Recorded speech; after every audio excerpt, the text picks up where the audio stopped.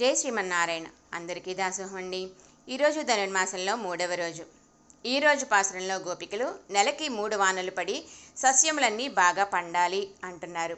ఆకాశం వరకు పెరగాలి వరిచేలు, ఆ వరిచేలల్లో చేపలు తుళ్ళి పడుతూ ఉండాలి అన్నారు. ఇంకా కలువ పూలలో మనోహరమైన తుమ్మెదలు నిద్రిస్తూ ఉండాలి అన్నారు. ఇదిగోండి కలువ పూలు, మధ్యలో తుమ్మెద, చక్కగా పెరిగిన వరిచేలు, మధ్యలో చేపలు. ఇలా ఈరోజు వరిచేలు, చేపలు, తుమ్మెద, కలువలతో మన పాలకొల్లు అష్టభుజ లక్ష్మీనారాయణ స్వామివారి సన్నిధిలోని ఆండాళ్ళమ్మ జడ అలంకారంగా అమరిందండి.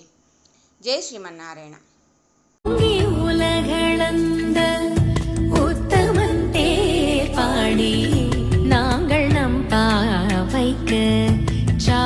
நீராடினால் நாங்கள் நம் பாவைக்கு